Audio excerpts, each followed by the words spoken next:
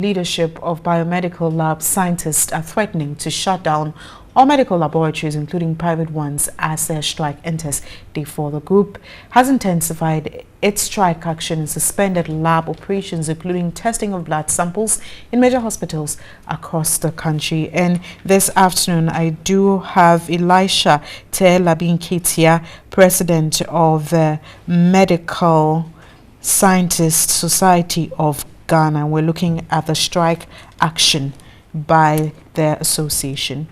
Good afternoon. Thanks for your time. Good afternoon. Now, you are against the strike action by your colleagues. Yes. First of all, before we even talk about why you're against it, why is there division? Well, thank you very much. The Ghana Association of Biomedical Scientists was the umbrella body that,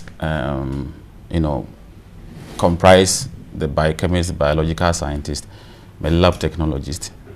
But then, as time went by, persons from the background of biochemistry and other biological sciences found out that the leadership of the Ghana Association of Biomedical Scientists, please take note of the name, were pursuing a certain direction of interest.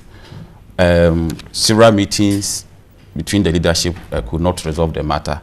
So what happened was that those from biochemistry and biological sciences background decided to also dissociate themselves from that mother association and form a new one. One of the reasons why this segregation came is what even happened at the just ended Congress of the Ghana Association of Medical Laboratory Scientists. They went for the Congress, actually the name was Biomedical Scientists, Ghana Association of Biomedical Laboratory Scientists. They thought that no, the bio encompasses so many people. So they decided to vote that biomedical out. So now the current name, even you are getting it wrong, the current name of the association is Ghana Association of Medical Laboratory Scientists. Okay, let me just hold you there and speak with the General Secretary of the Ghana Association of Medical Lab Scientists, and he is Michael Omari. Good afternoon, Michael, and thanks for agreeing to speak with us. Good afternoon. Good afternoon, my sister. Volume on your television set. Can you hear me, Michael? Yeah, I can hear you. Kindly turn off the volume on your television set. Now, we have one of your colleagues seated here in the studio, and they're against the strike action. But what's the latest on the strike action as you've entered day 4? Thank you very much. I think the strike action is on course. We are in day 4. And as the news captured, now the private laboratories are all joining us the cause. So all the private laboratories, most of them have started shutting down, and the rest will shut down very soon. But as to the gentleman at the studio, Elisha, I don't want to engage him. They are not part of us. They are quacks, and they are those that the policy is fighting against. So please, if you excuse me, I don't want to engage him. Let's concentrate on the strike. Now, Elisha would have his take on this soon, but first of all, the question is Madam, is the strike action the way to go? They are not licensed to practice, and they are not professionals, so I don't want to engage them. The strike action has entered day 4. Is that the way to go? Exactly. We are in day 4, and we are still on course. I can't hear you. Can you come for you to be heard? Hello, I can't hear you. I'm asking that, is that the only option for you to be heard and air your concerns? That is not the only option, my sister, but we were pushed to the war because we exploit. This thing started not today. We have engaged previous ministers, even the current Ministry of Health.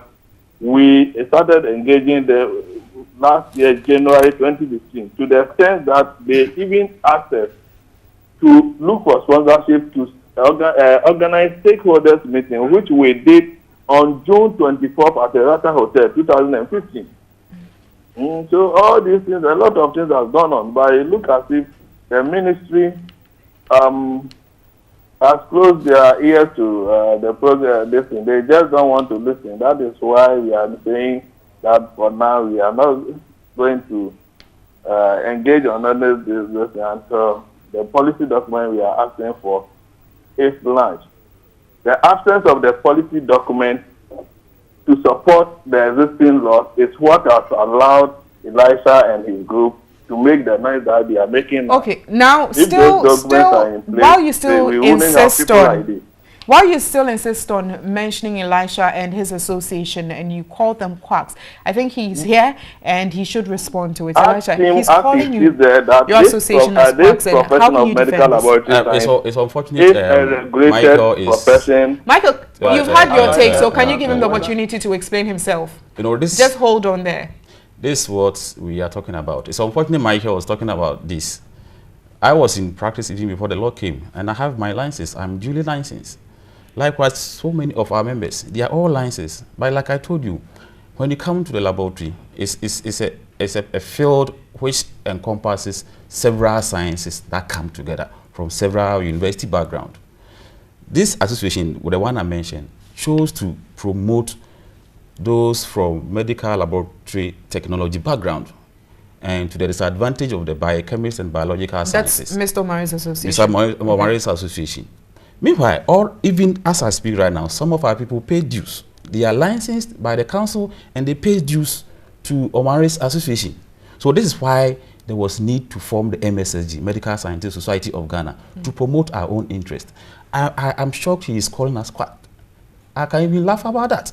Because if you go back to history, it was the people he is referring to as quack that saw the need to train some persons to become who they are, like Omari, to come and provide supportive service to the medical scientists in the field. So on record, you're duly recognized and registered. Exactly. I think I was on Joy TV and then they called the PRO of Ministry of Health and they said that they know us.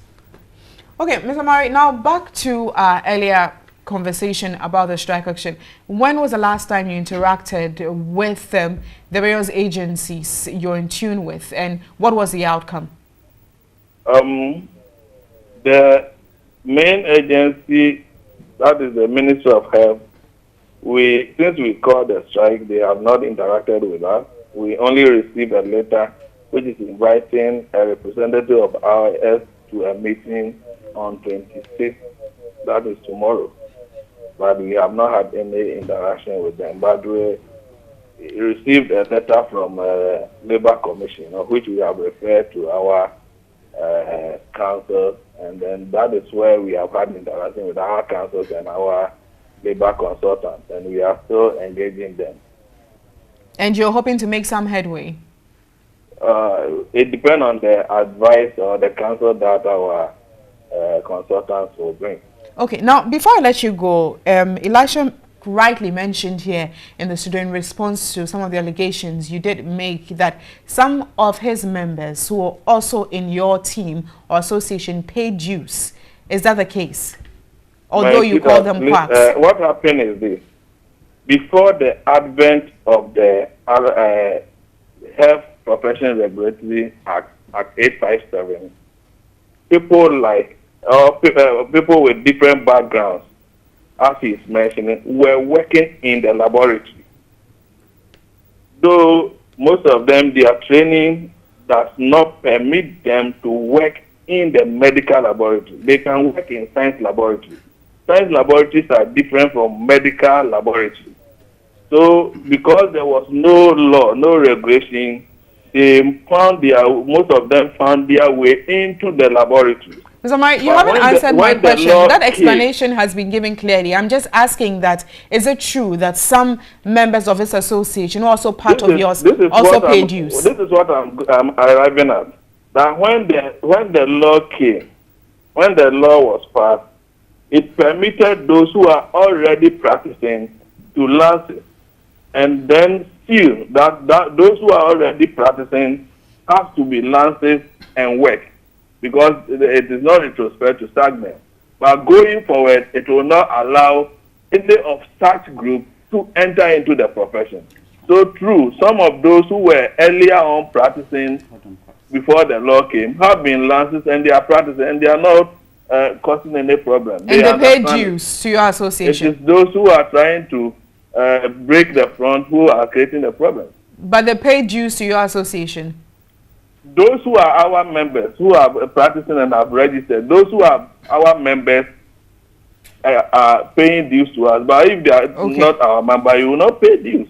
All right. Well, thank you very much, Michael Omari. Amo Omari. Now, back to you in the studio. And you're against this strike action. Yes, you have some of your members with your team and then others with Mr. Omari's association. But as an association, what do you think is a way forward in dealing with the situation? Oh, thank you very much. Before I answer that, let me quickly respond to what Omari said. You see, the Act 57 that came did not mention anywhere.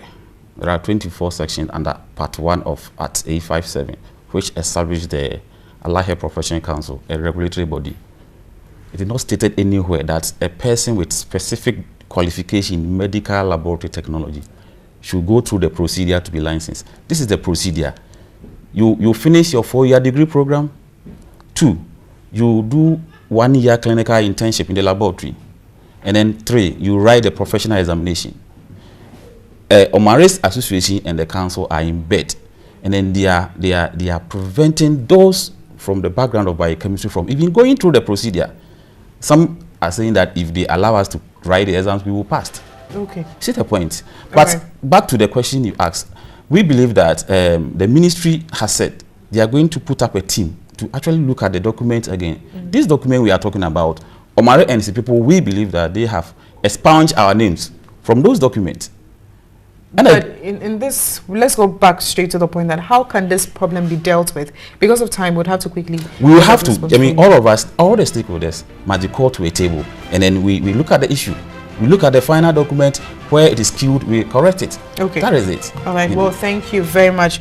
Elisha Labi Nketia is a President Medical Scientist Society of Ghana.